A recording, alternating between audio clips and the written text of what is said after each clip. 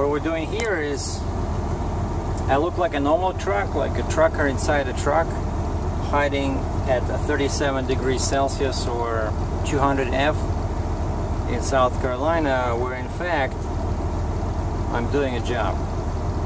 This is an ambush.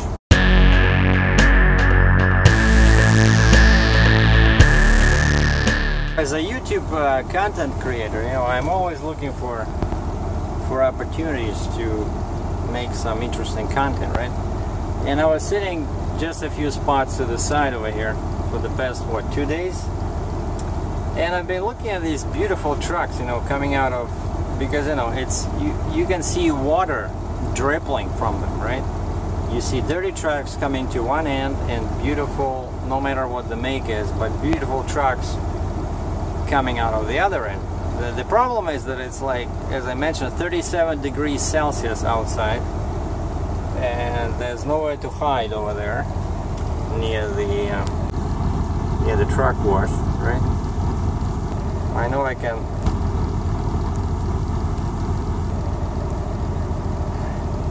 Yeah, I know I can just sit there, but you know, most people don't feel comfortable when they see you filming them. Even yesterday, I posted a picture of a beautiful Kenworth.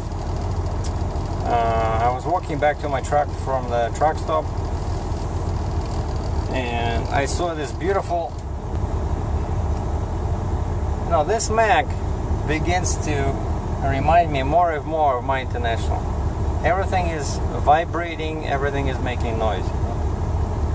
That noise you just heard, could you have guessed what creates that? Exactly what I had on my International, and it took me months to figure it out, because, you know, when you're driving, the echo makes it extremely difficult. It was the switch. It's this switch over here. See? Because it's a very complicated piece of equipment. It combines multiple functions in this, you know.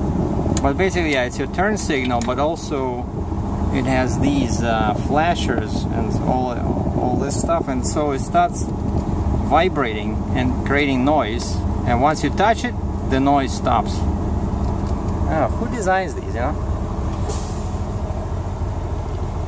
Probably the same engineers who designed the beep, wake the dead alarm in the dash,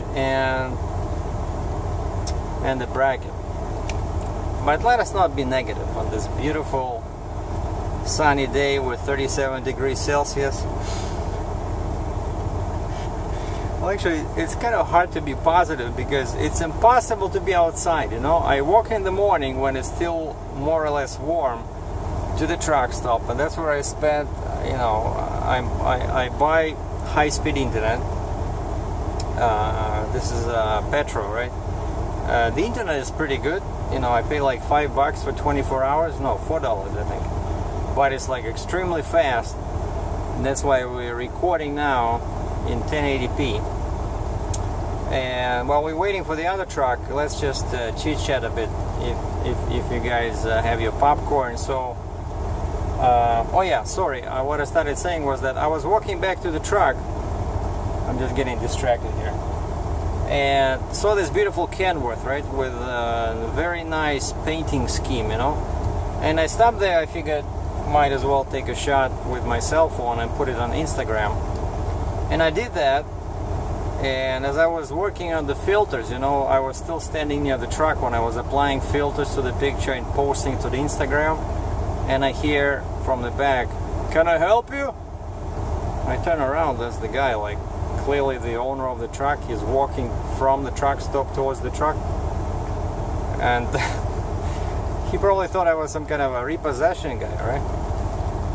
"No, everything's cool." I said, "You know, I just like your truck. I just took a picture." "Oh, okay." So he starts telling me how he just changed his windshield, and when they were replacing his windshield, they broke his visor, you know, like this thing over here that I have on the other side. And on his truck, all you see is these brackets that hold the visor, and I did not notice that. And it's hard to see in the picture, because the picture is pretty small.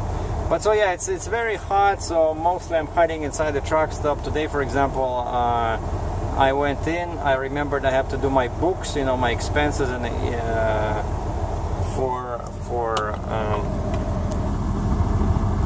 for June, and so I did that. That's a Freightliner Coronado. One of my former candidates for my truck, for, you know, heavy haul application.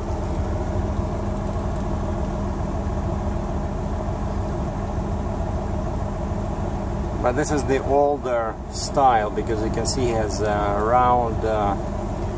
round headlights, super single tires, all aluminum wheels, beautiful. And so yeah, I did my books, and then I figured out might as well do the laundry. And I went in the laundry room there, and I see that the dryers take credit cards, but the washer said $250, you know. And like I just watched this video, last video by Casey Neistat, and he was saying that who carries cash? Only strippers, and there was somebody else he mentioned. But I mean, nobody carries cash anymore, right? So I had to go to the bank bank machine, and of course it says $3.95. The fee is $3.95 US, which is beautiful, right? Because I decided to be positive today, because it's only $3.95, right? It could have been $49.85, then it would be bad.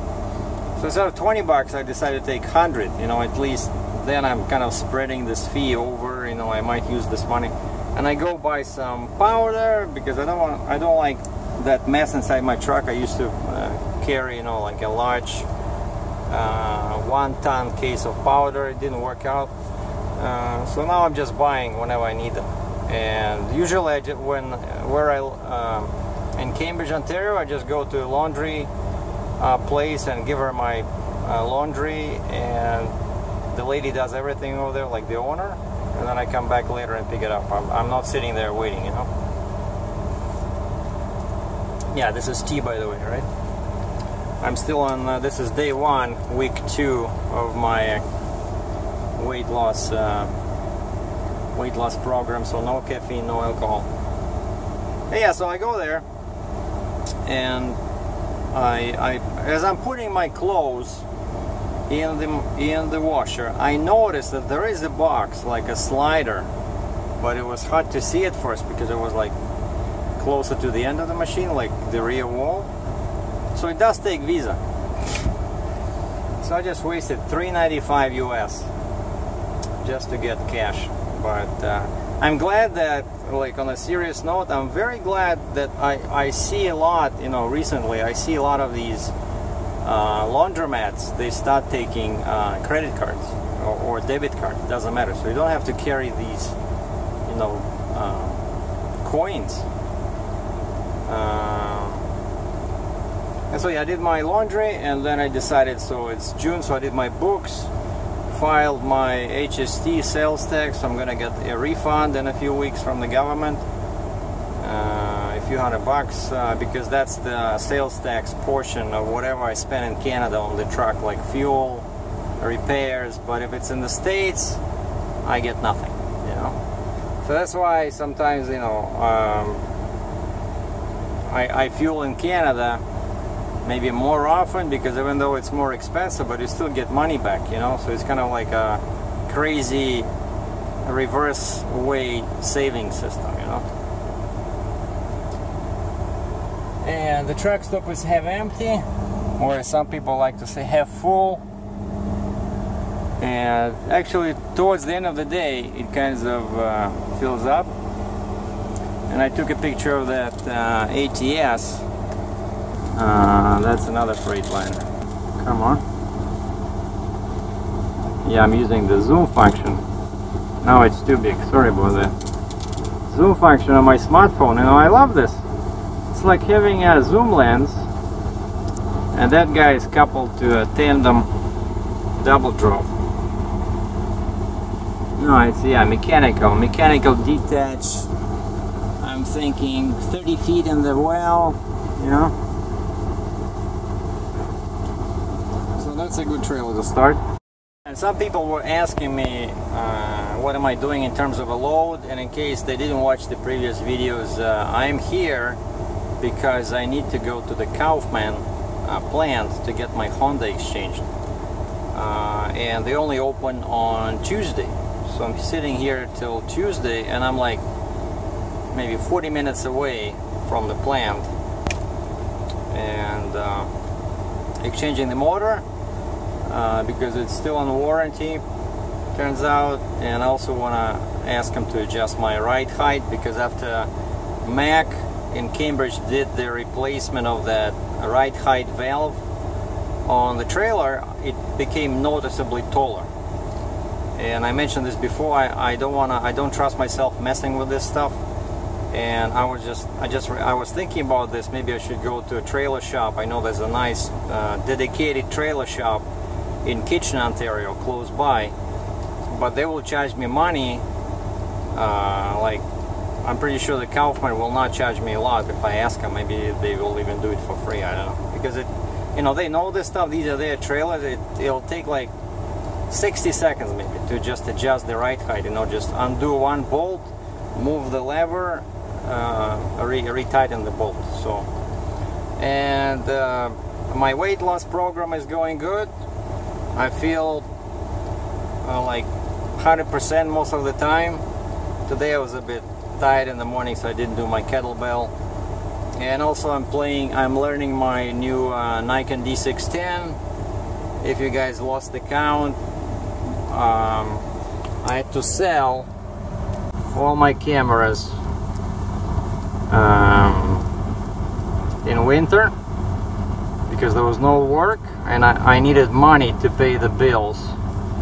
$3 grand for the truck and $1,200 for the trailer. That's Canadian, so divide by 1.3 to arrive at the US number.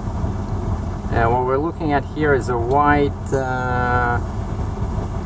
what is this?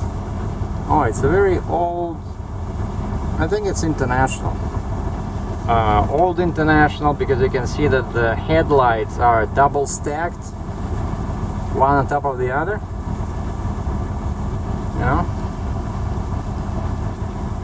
And normally in these old trucks, you notice that the windshield angle is always much steeper than in modern trucks. Now, you can probably see the difference between the windshield angle in that truck and, let's say, this Freightliner Cascadia. Just look at the angle between the hood, the windshield, and the roof, how everything is smooth and you know, and silk. Whereas over here, you see all sharp angles.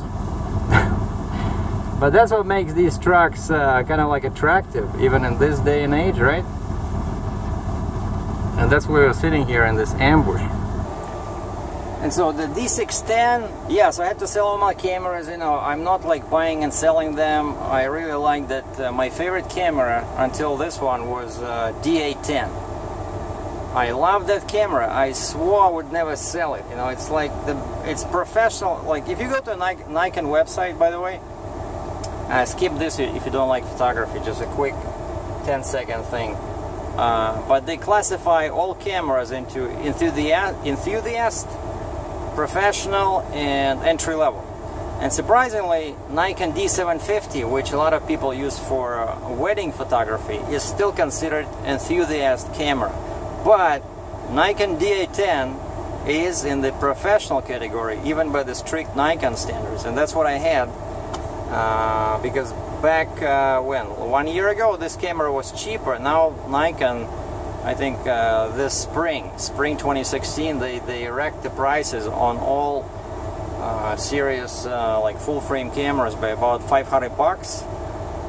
And now that 810 is totally out of my reach. You know, I just cannot justify spending so much money just on the body without a lens, and you still need good lenses, right? So I don't like 750. I don't know, it's a piece of Don't get me started. I had it before. Just the way it's made, you know, I don't like it. It's flimsy. It's very small, and the sensor is pretty much the same on 610, 750 D810. So I ended up getting the 610 because it's now on promotion. It's about $700 cheaper than 750. So I was able to, for the same money I would have paid just for the body, I bought D610 and one lens to start. 85mm, one of my favorite Nikon lenses, 85mm 1.8, because mostly I want to do street photography, you know, just stay away a little bit, right? And this is 85, real 85, because it's full frame. It's not 127, it's on a crop sensor. And basically what I'm shooting street photography, I'm shooting trucks, maybe sometimes I want to take pictures of airplanes, because I don't want to say shooting, because I'm not shooting anything. And so trucks, airplanes, street photography, and maybe sometimes flowers. I don't know, call me crazy, I like, you know, trucker likes to take pictures of flowers, go figure. But I don't know, like there's flowers in here in front of the truck stop. And if you guys saw those test pictures, the previous video I did, I don't know, I kind of love them. I put them in my gallery. By the way, check this out. I just didn't notice this, but all of a sudden the sky became really gloomy. And I was thinking about this. I think that it cannot be this hot unless there's a storm coming, because, you know, when you're leaving the truck stop, it's like, you know, sauna. In Russia we call them Finskaya banya, Finnish bathhouse. That's what you feel like after you leave the air-conditioned truck stop, and it's like you swimming in a hot, I don't know, ocean, you know. It's like so dry and so warm, I don't know. It just feels like it's scorching, you know. And so it's not a joke. Like, look at this. I'm not lying. You see this top right corner? 37 Celsius. I'm sorry, I didn't. Okay, what's our truck over there doing? Oh, he's still sitting there. There's the owner is watching as the manager is checking. Actually, I noticed these guys are pretty good, you know, because whenever the truck rolls out, there's always a guy with some kind of fabric, you know, comes out and he checks everything, you know, makes sure the guy's happy, you know. He just cleans up the wheels a little bit, or now they're looking at the bumper, you know. That's good. I like that they do that, you know, kind of like a quality control. Okay, let's get rolling, right? We're gonna give our viewers a rolling picture.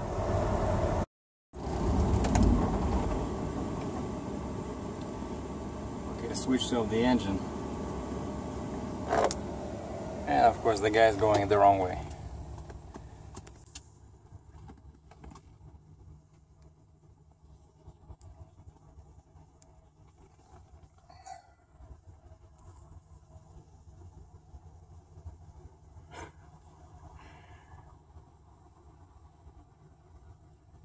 Beautiful reefer trailer with a 10-1 tandem. I think he's going for a second helping, you know? Yeah, that's it.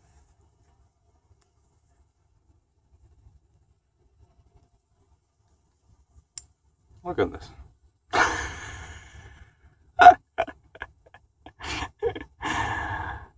It's a bit unusual, don't you think? But they were talking about the bumper, you know, and I think that's why he went, you know, truck first in. So they agreed to fix something on his, on the front of the truck. Well, it looks like everything is right in the world again, and International is backing out. But seriously, you don't see this often, you know, when trucks go in from the other end. And the truck does look great with that blue canopy right on the top. I wonder how he's gonna get out. Oh, he's probably just gonna back all the way here. There's two guys there, right? Can you believe this guy? What? I don't know nothing. I was eating my sandwich. What happened? Never mind.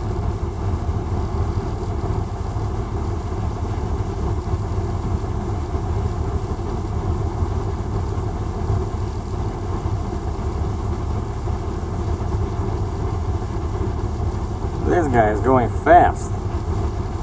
Huh?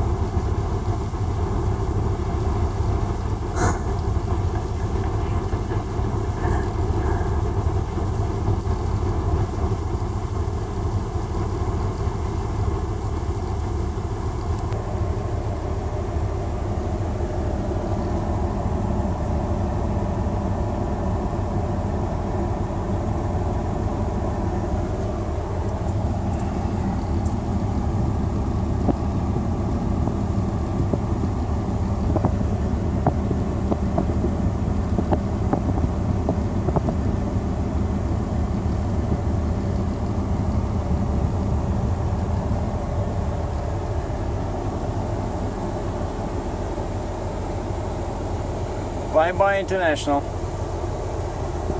Thank you for being part of our movie. Okay, what else do we have here? Wow, look at those clouds over there.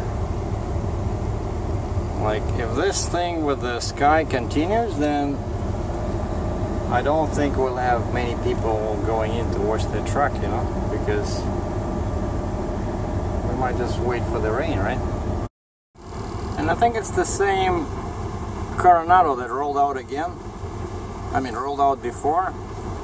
Yeah, the same round headlights. And he did the second tour again, so I don't know what's going on with this blue beacon track wash, but look at this gorgeous beauty.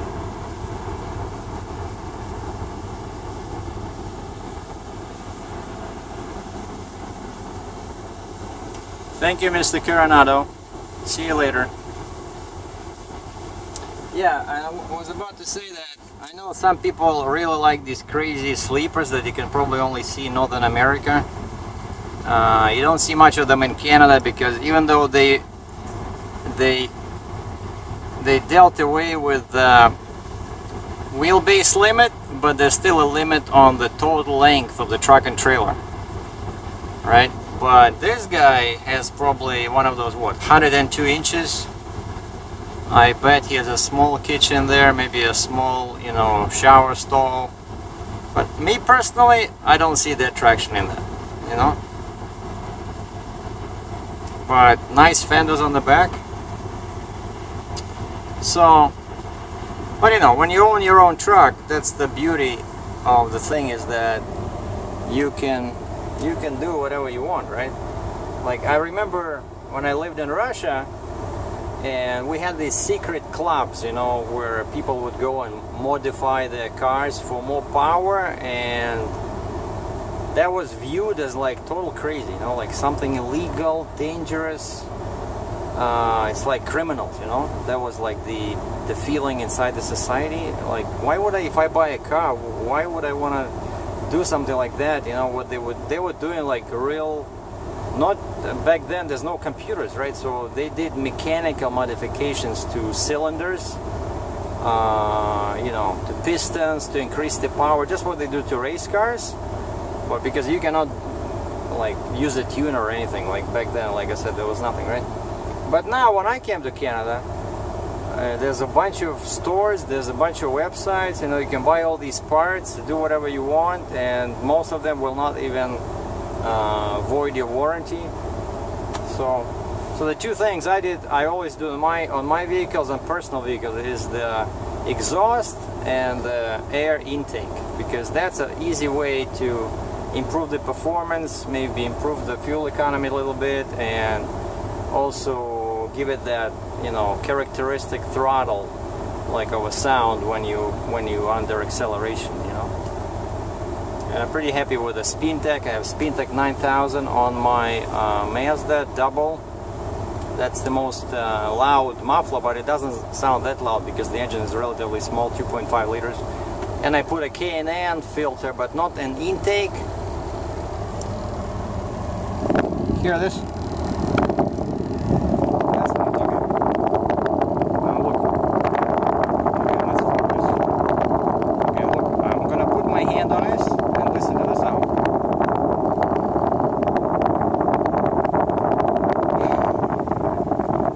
Now we are idling at 789 RPM, and soon it should switch to clean idle mode. I like when it does that. It just, the truck rattles a little bit, like once, and then you see the sign here. It says clean idle mode activated. You don't need to do nothing. Yeah, it just says like that, nothing. So, but I mean, this is a really low RPM, right? The truck is not shaking on potholes, and yet this whole thing just, I don't know, like, what's so difficult, you know? I never saw this, like, honestly, okay, I don't want to complain all the time, and some people say I complain too much, but what I don't understand is that why is a commercial vehicle that's designed for a professional purpose, like a truck, right? Which cost 5 times more than a normal car, okay, high-end car, like my Mazda 3, I bought the top level car, and there's like a $10,000 difference in Canadian money, but you know, you never see this kind of BS on a car where something starts, you know, droning crazy like this, you know, or like something like this, you know, just that for some reason, I don't know, but all truck manufacturers, well, not all, but who I dealt with, and I only know so far, like myself, International and Mack, right?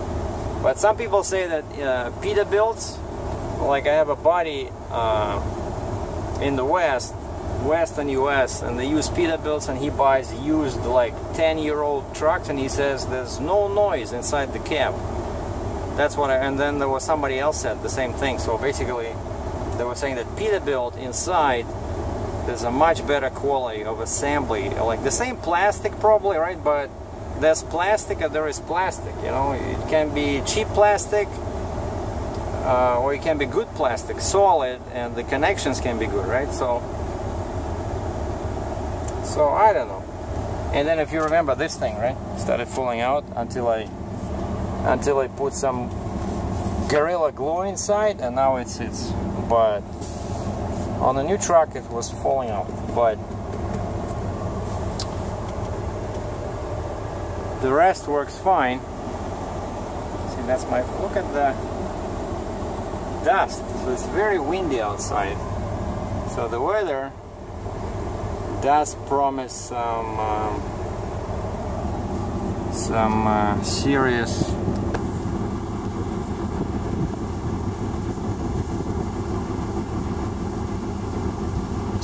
storm.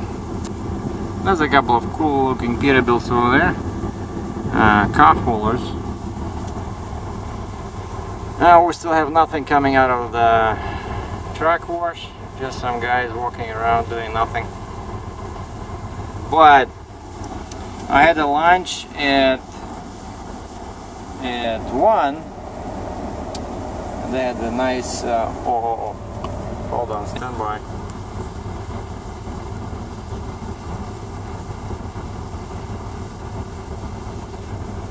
And we have a winner, a blue Volvo with a reefer, all aluminum wheels.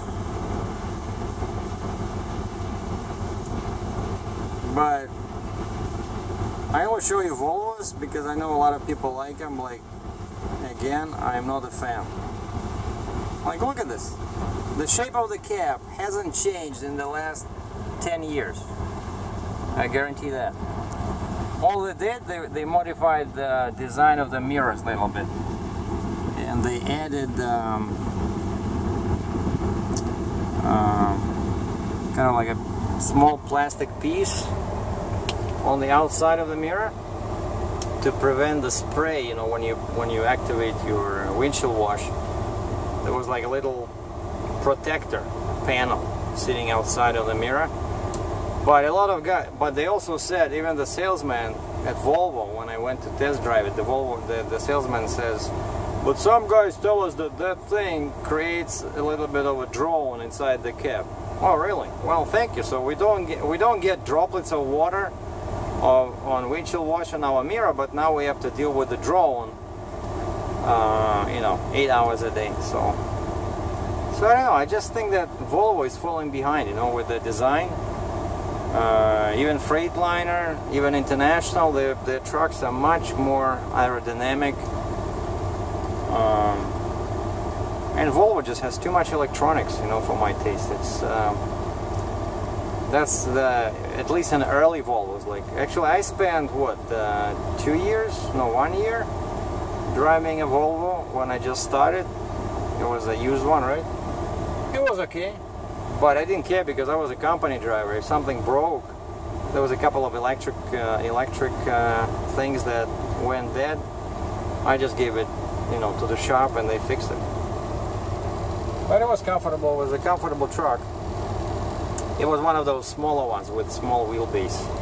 I think it was 226, 236 wheelbase, you know, just typical Canadian truck. So. Oh, and I was talking about so I had the buffet inside the truck stop at 1 o'clock. Come on, why are you not? I thought it was not focusing. Yeah, and now it's 5 to 4. So I figured I might do my shake. And I have a choice. I have multiple options here. Multiple options. I got, so it's sometimes it's tough, you know. You have to make a choice. One is vanilla. Somehow something happened to my phone. Probably it's too dark. But basically, one is vanilla, right? And one is in a slightly differently shaped bottle. Well, I'm kidding, but this one is, this one is blueberries. Natural berry flavor, sorry. Yeah, the same NZL, NZL. And this one is kind of like pink in color, whereas like the powder, whereas this one is white. And so that's the choice I have to make 3 times a day. Exhausting. And so that's what I'm going to have now. Oh, and I ran out of coconut milk. And I don't even have water here because, you know, I went to the truck stop. It's so hot inside the truck. I didn't want to leave water in a plastic container because it can go bad, you know. You can get all kind of nasty chemicals in there. So I'm just saying this. So we have 3 minutes. Now it's 3:57. We have 3 minutes to see if there's another truck coming out. If not, we're gonna wrap up the movie here because it's gonna be pretty long and half of you guys are off to greener pastures anyway. But I'm gonna put a spoonful of powder in my bottle, and actually some, you know, some shakes where the powder is it's not like really finely grounded. You have to put the liquid first and then you add the powder. But this one, it's a special design, so easy to, you can put it in first and then add liquid, or vice versa. It doesn't make any difference. Okay, yeah, I see those guys over there doing smoking, doing nothing, and there's no trucks coming in that side. And I'm talking about these guys over here.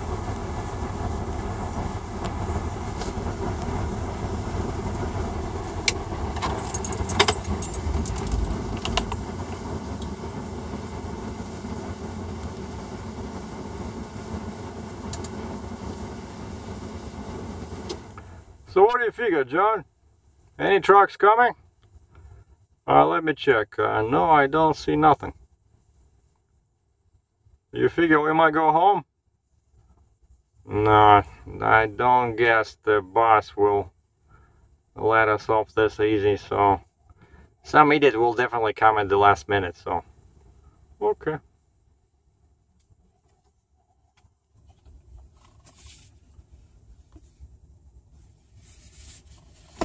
That's what it looks like inside.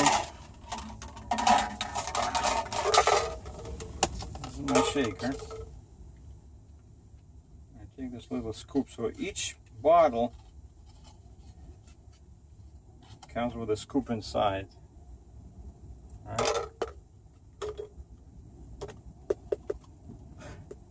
right. I made a mess. And that's it. Now all I have to do is just, that's about probably a bit more than 27. So one scoop is 27 grams of protein, but I put a bit more. So now I'll just go inside and buy some juice, or probably just water, because I don't want any sweeteners. And mix it, and that's gonna be my snack. Unless, look at this. Do you see the windshield? It's water on the windshield. It's raining outside.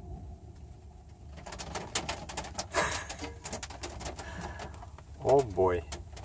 So basically either you get wet from the heat, or you get wet from the rain. Huh. Interesting. Well, I guess